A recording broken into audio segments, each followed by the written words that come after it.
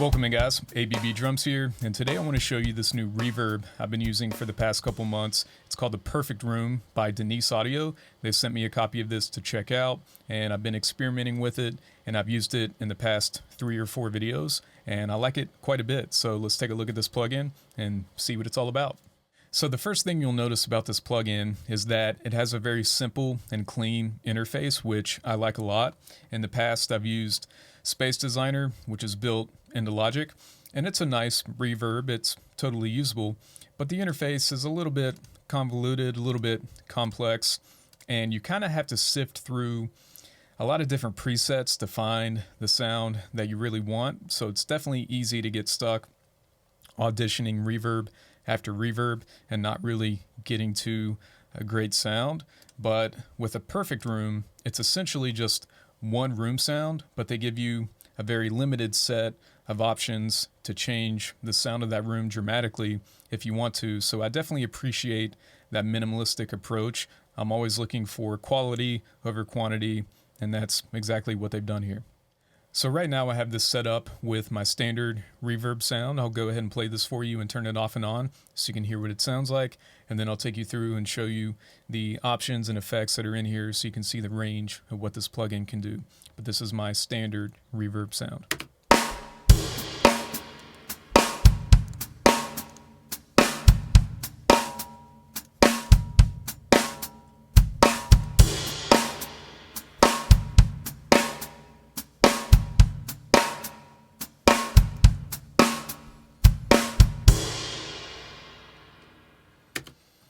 Pretty clean, pretty natural. The settings I like to use for this are the natural setting here. I keep it set to flat. I don't use any of the effects in the middle.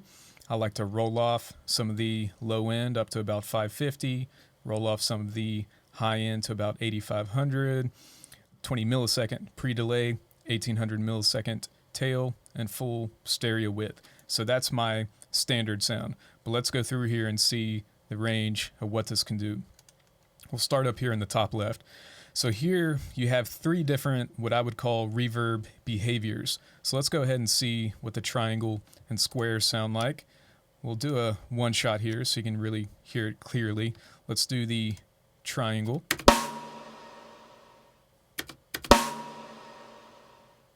So that's kind of interesting. It's like it goes up and then down at the end. Okay, let's try the square.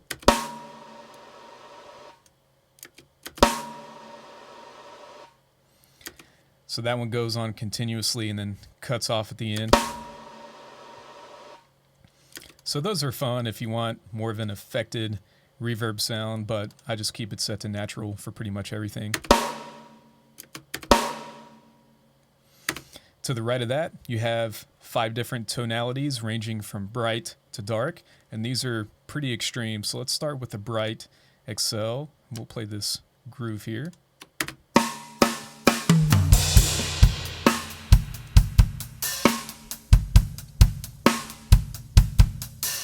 A lot of sparkle up in that high end.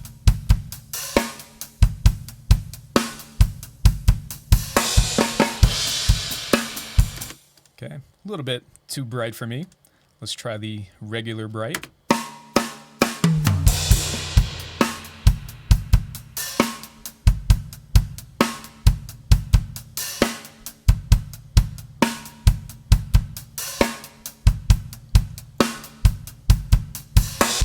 That one's pretty nice. Still a little bit too bright for me.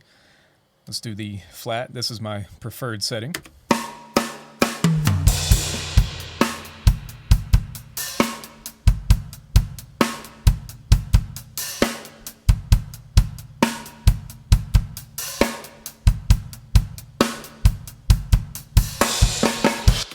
Okay. Dark.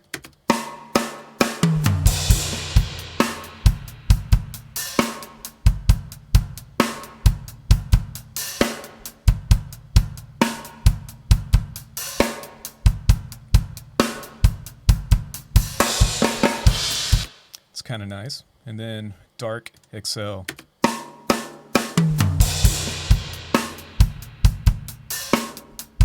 Super dark. A lot of low end too.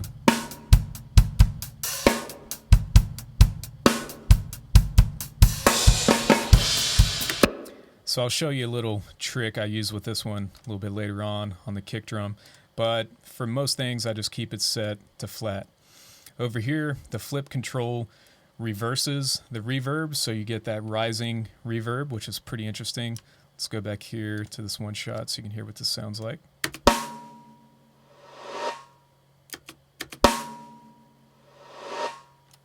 So it's got that kind of creepy rising reverb.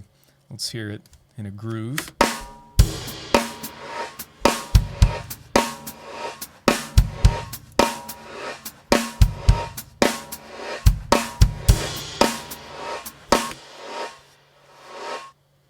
You get the idea. Kind of crazy.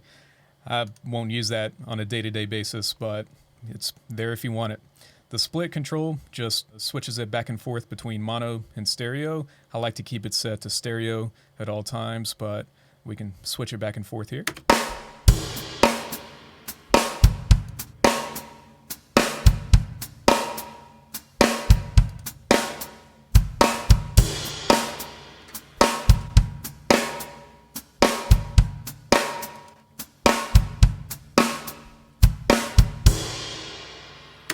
Okay, pretty simple. Now in the middle here, they give you 3 different effects, and I don't really use these in my day-to-day workflow. If you're doing a more creative mix with vocals and different kinds of instruments, then these will probably come in handy. But for me, I don't really use them, but I'll take you through here and show you what they sound like. So to activate them, you just click the little icon here, and then you can drag left and right to control the amount.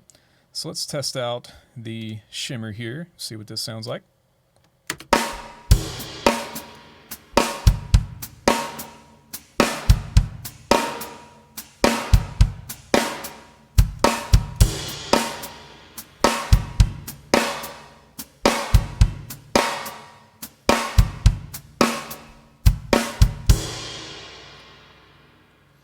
So it's pretty interesting if you want to add some harmonics and pitch shifting to the low and the high octave. Let's test out the detune here.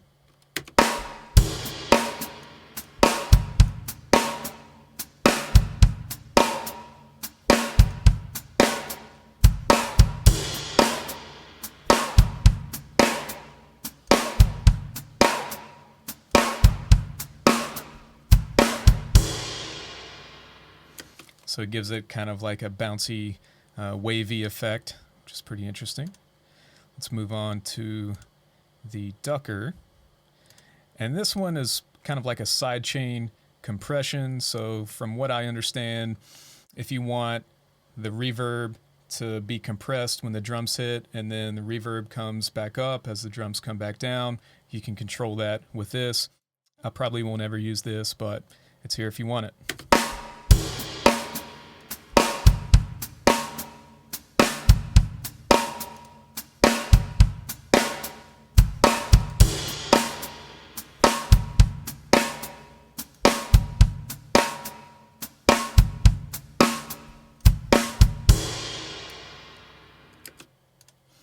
Okay, so those are the 3 different effects there in the middle. And then down here, you have your standard controls. So input and output gain, mix percentage, high pass filter, low pass filter, pre-delay, tail length, and then the stereo width. I really like the high pass and low pass filter. Instead of using a graphic EQ and trying to dial it in that way, they give you 2 very simple controls. So let's go ahead and take these all the way back out to standard, and then I'll show you how I like to roll off some of the low end and some of the high end to make it sound a little more natural, but this is fully wide open.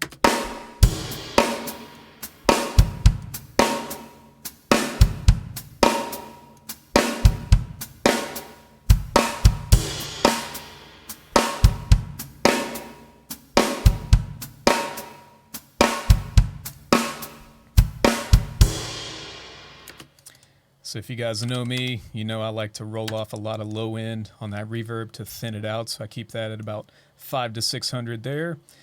And let's test out the high end.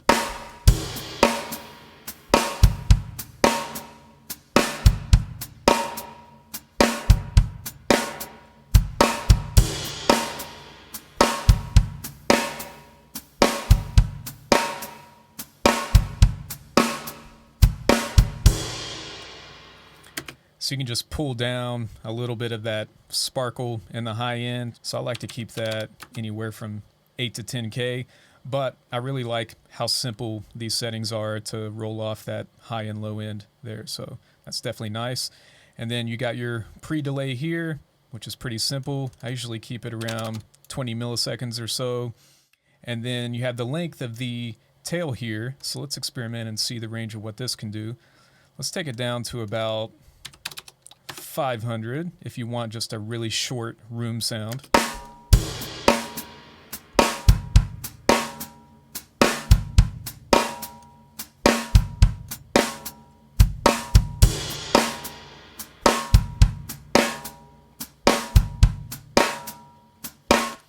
So that's kind of cool if you want that short sound. Let's go to about 1200.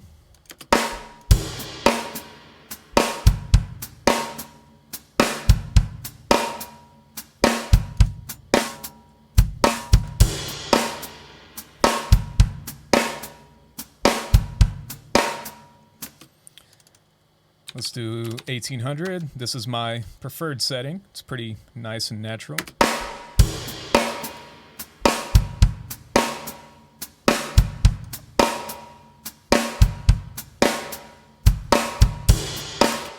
Okay, take it up a little bit higher, 2500 if you want kind of a big room sound.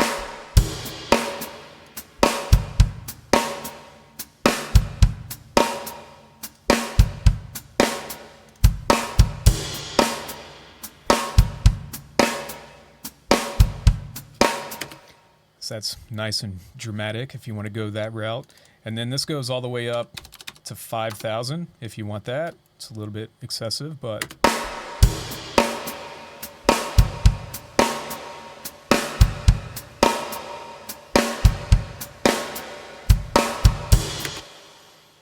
you got plenty of range there to dial in the exact length of the tail you want, but I like it about 1800.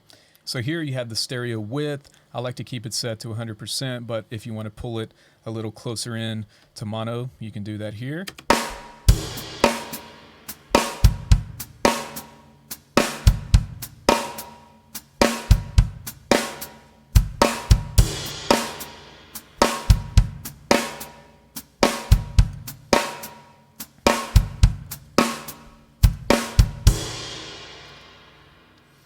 So as you can see, you can get a very large range of sounds from this one room with just a very limited set of options, but it also makes it very easy to dial in the sound that you really want. So it's a great interface, it's a great concept, and I love what they've done here.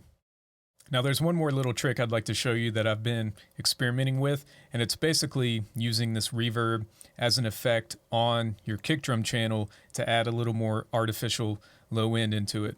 So if I exit out of the main reverb and I pull up the reverb on the actual kick drum channel itself, what you can do is keep it set to natural, but you can shift the tonality all the way down to the dark XL and then keep it mono, turn off all the effects, and we'll go ahead and put the mix at about 25 for now. But the trick is you can keep all the low end and roll off almost all the high end down to about 90 or 100. So basically we just have the super low end from this dark XL setting in this reverb here. And we can experiment with the tail here, but we'll set this to about 500. So let's see what this sounds like on the kick.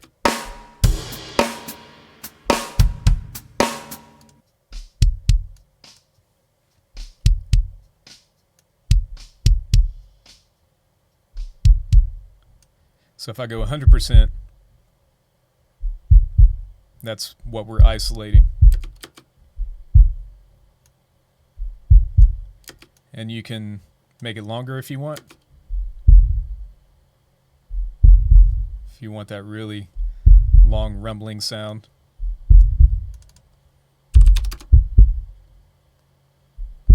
I prefer it to be a little bit shorter.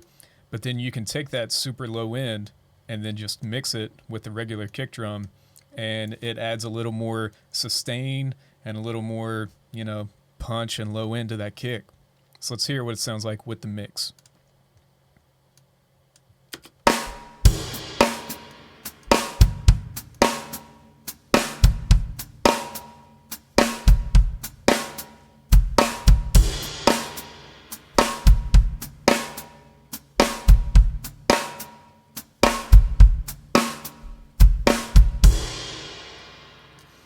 So this is something you definitely don't want to overdo. I feel like around 20 to 30% is a pretty good range for that.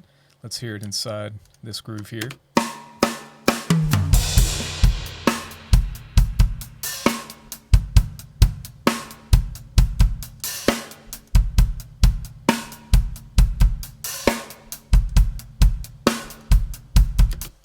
Take the tail up a little bit longer, see what this sounds like.